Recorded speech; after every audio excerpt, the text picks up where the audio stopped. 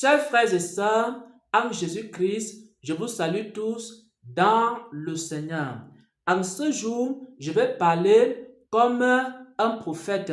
En ce jour, je vais parler comme un messager de Dieu. Et je prie le peuple de Dieu de me prêter son attention, de me prêter ses oreilles. Parce que je suis dépositaire d'un message de la part du Seigneur. Et je prie ceux qui ont fait de très grandes études, que ce soit des études de philosophie, que ce soit des études de théologie, ceux qui ont beaucoup appris dans des écoles bibliques et qui connaissent des choses plus que moi, je vous prie de me prêter vos oreilles, de me prêter votre attention. Parce que ce que je partage aujourd'hui, je ne l'ai pas appris d'un homme. Ce que je partage aujourd'hui, je ne l'ai pas appris dans une école biblique. Parce que ce que je partage aujourd'hui, je ne l'ai pas appris dans une école de théologie. Ce que je partage aujourd'hui, c'est une vérité que le Seigneur m'a communiquée. C'est une doctrine qui est répandue dans l'Église. C'est une doctrine que moi-même j'ai longtemps enseignée, que moi-même j'ai longtemps défendue. Il s'agit de la doctrine des trois dimensions de l'amour. La première dimension étant l'amour éros, c'est-à-dire l'amour érotique. La deuxième dimension étant l'amour filial, c'est-à-dire l'amour qui concerne l'amitié. Et la troisième dimension étant l'amour agapé, qui est aussi l'amour de Dieu. Et ce que le Seigneur m'a révélé, c'est que dans cet enseignement, il y a de la philosophie. Écoutez attentivement. Je n'ai pas dit que cet enseignement est totalement faux, mais je dis que le Seigneur m'a dit ceci. Il m'a dit que dans cet enseignement, il y a de la philosophie. Le Seigneur m'a dit ceci dans l'enseignement qui concerne les trois amours, Eros, Philia, Agapé, il y a de la philosophie. On ne sait pas si c'est 25% de philosophie qu'il y a dans cet enseignement. On ne sait pas si c'est 1% de philosophie qu'il y a dans cet enseignement. On ne sait pas si c'est 50% de philosophie qu'il y a dans cet enseignement. On ne sait pas si c'est 100% de philosophie qu'il y a dans cet enseignement. Mais le Seigneur m'a dit que dans cet enseignement, il y a de la philosophie. C'est pourquoi les théologiens, c'est pourquoi les philosophes, c'est pourquoi les pasteurs, c'est pourquoi les docteurs, c'est pourquoi l'ensemble du corps de Christ doit s'asseoir et redéfinir cet enseignement,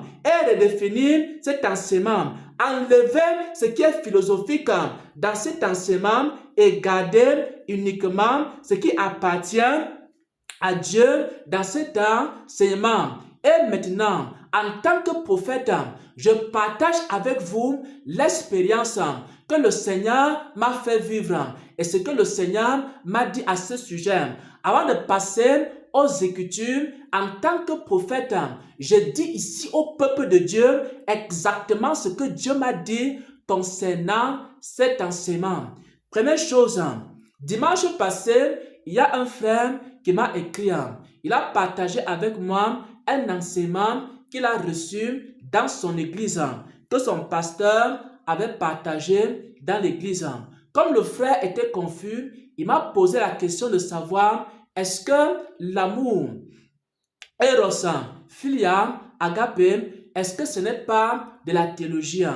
Et moi, comme c'est un enseignement que j'ai souvent aussi partagé, je lui ai fait comprendre que s'il lit les Saintes Écritures, il va voir que Eros, Philia, Agapé se retrouvent dans la Bible. Et notamment, s'il lit les manuscrits grecs, s'il lit la Bible grecque, il va retrouver Eros, il va retrouver Philia, il va retrouver Agapé. Ça, c'est ce que je lui ai donné comme enseignement. Et après, je me suis couché, je me suis endormi. Et pendant que je dormais, le Seigneur m'a fait vivre une expérience. Dans cette expérience-là, il m'a montré que j'avais une ceinture de vérité. J'avais une ceinture de vérité autour des reins. Et maintenant, j'ai perdu cette ceinture de vérité. Et après avoir perdu cette ceinture de vérité, il y a deux personnes qui se sont approchées de moi. La première personne, c'était une théologienne, une femme qui avait appris la théologie. La deuxième personne, c'était un philosophe. Et après que ces personnes soient venues vers moi, elles ont commencé à dire que eux aussi, ils sont des philosophes comme moi. Pourquoi? Parce que ici, là, dans cette révélation, le Seigneur me faisait comprendre que en défendant la doctrine des trois amours, l'amour éros, l'amour filial, l'amour agapé, j'étais en train de faire de la philosophie. Et ce que le Seigneur me faisait comprendre. Et dans cette expérience-là, j'avais perdu la ceinture de vérité parce que j'avais commencé à approuver ce message. J'avais commencé à partager ce message. Et les philosophes sont venus vers moi. Et les théologiens sont venus vers moi. Ils ont commencé à dire que je suis aussi leur ami. Voilà l'expérience que j'ai vécue. Et la deuxième chose que j'ai vécue dans cette expérience-là, que le Seigneur m'a montré, il m'a montré que la théologie a été enfantée, a été engendrée par la philosophie. Il me montrait que la femme qui était théologienne, elle était en train de dire que le monsieur qui est philosophe, ce monsieur-là, c'est son père. C'est-à-dire que c'est la philosophie qui a engendré plusieurs sciences humaines. Il y a plusieurs sciences humaines qui sont enseignées dans les universités. Ces sciences humaines-là ont été inventées par la philosophie. Et parmi les sciences qui ont été inventées par la philosophie, il y a la théologie. C'est la raison pour laquelle des personnes qui font des études de théologie font aussi à la base de la philosophie. Dans des écoles de théologie, on enseigne aussi beaucoup la philosophie. Pourquoi? Parce que la philosophie est la mère de la théologie. Voilà les deux choses que le Seigneur m'a fait comprendre dans cette expérience. La première chose, c'est que dans cet enseignement des trois amours, il y a quoi? Il y a de la philosophie. Première chose. La deuxième chose, c'est que c'est la philosophie qui a engendré la théologie.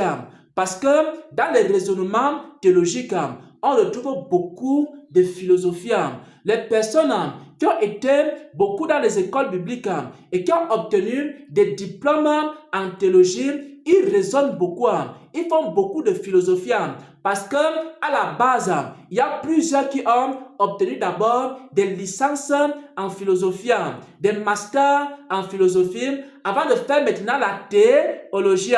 Et c'est comme ça qu'ils ont appris à raisonner. Mais ils n'ont pas toujours appris à entendre la voix du Seigneur. Et la plupart de ces enseignements théologiques ne viennent pas toujours du Saint-Esprit.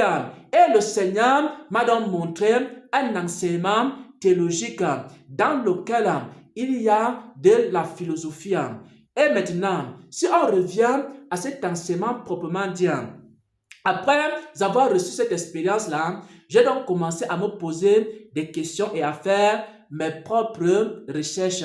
Le Seigneur m'a dit que dans cet enseignement, il y a de la philosophie.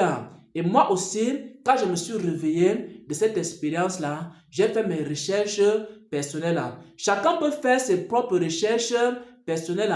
Chacun peut aller sur Google. Chacun peut consulter des livres. Chacun peut chercher à savoir si ce que je dis est vrai, si ce que je dis est faux. Quand j'ai commencé à faire mes recherches personnelles, qu'est-ce que j'ai découvert?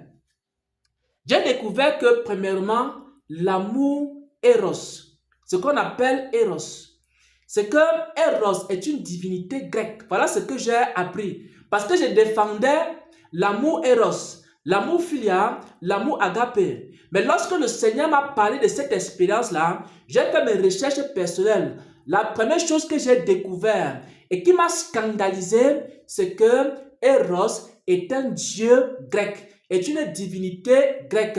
Et je me suis posé la question, comment est-ce qu'on a pu rattacher l'amour à un démon? Comment est-ce qu'on a pu rattacher l'amour à une divinité grecque? Et je me suis posé la question, mais d'où vient donc le concept d'amour Eros? Et je me suis rendu compte que les philosophes ont conceptualisé l'amour Eros. Que ce soit Platon, que ce soit Freud, que ce soit des grands philosophes, ils ont donné des concepts à Eros. Ils ont dit beaucoup de choses en ce qui concerne l'amour Eros. Et maintenant, les théologiens ont récupéré cela de la philosophie de Platon, de la philosophie de Freud, de la philosophie, et ils ont introduit ça dans les enseignements de l'Église.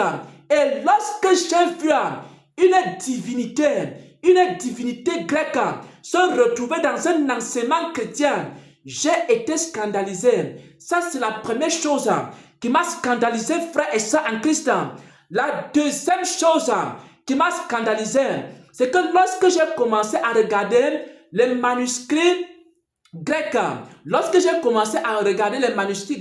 je me suis rendu compte que Eros ne se trouvait nulle part dans les Saintes Écritures. On peut retrouver Philia dans les Écritures. On peut retrouver l'amour agapé dans les Écritures. Mais on ne retrouve pas l'amour Eros dans le Nouveau Testament. On ne retrouve pas l'amour Eros dans la Bible.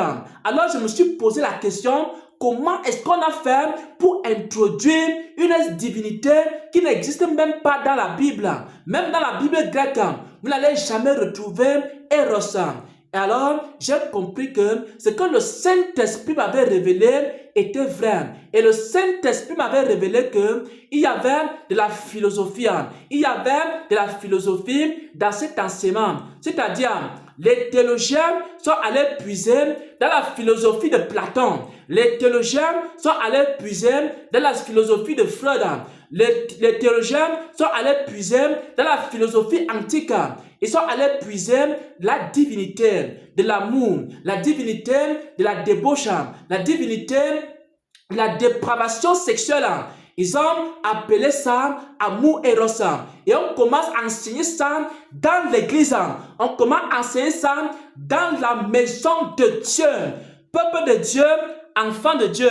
Lorsque j'ai appris ces choses et j'ai commencé à pleurer dans mon cœur, j'ai commencé à me demander comment est-ce que les chrétiens peuvent avoir reçu un tel enseignement. Comment est-ce que moi-même, j'ai pu enseigner ces choses? J'ai découvert deux choses. La première chose, c'est que Eros est une divinité grecque. La deuxième chose, c'est que le mot Eros ne se trouve même pas dans le Nouveau Testament. Ça ne se trouve même pas. Il n'y a personne qui a parlé de Eros dans le Nouveau Testament. On peut retrouver encore Philia, on peut encore retrouver Agapé, mais on ne retrouve pas Eros. Et c'est pourquoi, dans cet enseignement-là, il y a donc de la philosophie. C'est pourquoi il faut que ceux qui enseignent les trois dimensions de l'amour, qui s'asseyent à nouveau. Il faut que les pasteurs s'asseyent à nouveau. Il faut que les évêques s'asseyent à nouveau. Il faut que les grands théologiens s'asseyent à nouveau. Il faut que les grands pasteurs s'asseyent à nouveau. Et qu'ils revoient cet enseignement. Et qu'ils revoient cet enseignement. Et qu'ils revoient cet enseignement. Et qu'ils revoient l'enseignement sur les trois dimensions de l'amour. Maintenant, je vais parler en tant que docteur de la parole de Dieu et je vais expliquer aux gens ce que c'est que l'amour. Le Seigneur a dit dans sa parole que si quelqu'un m'aime, il garde mes commandements. Nous sommes dans Jean 14 à partir du verset 21 jusqu'au verset 23. Je parle maintenant en tant que docteur de la parole de Dieu. Et maintenant, je dis ceci, en ce qui concerne l'amour, quel est l'enseignement que l'Église peut retenir concernant l'amour? Et le Seigneur Jésus a dit ceci dans Jean 14, à partir du verset 21 au verset 23. Il a dit que l'amour de Dieu consiste à garder ses commandements. Si quelqu'un a mes commandements, il les garde, c'est celui-là qui m'aime. Moi aussi, je l'aimerai, je me ferai connaître à lui. C'est-à-dire, l'amour consiste à garder les commandements de Dieu. Si quelqu'un aime Dieu, alors il va garder ses commandements. Et maintenant, si quelqu'un garde les commandements de Dieu, il a l'amour de Dieu en lui. Et maintenant, dans cet amour de Dieu, se déclinent les autres types d'amour.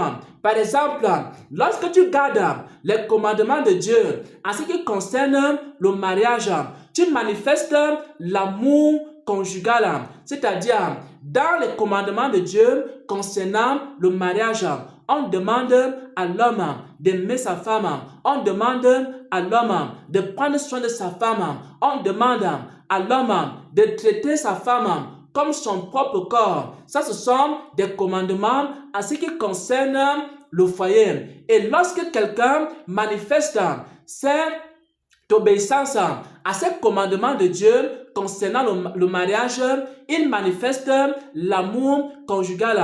Il y a aussi les commandements de Dieu concernant le prochain. Dieu a dit d'aimer son prochain comme soi-même, de faire du bien à son prochain, de prendre soin de son prochain. Et lorsque tu manifestes et tu obéis aux commandements de Dieu concernant ton prochain, tu manifestes l'amour du prochain. Dieu a parlé aussi dans Matthieu 5, verset 43 au verset 44, de l'amour pour ses ennemis.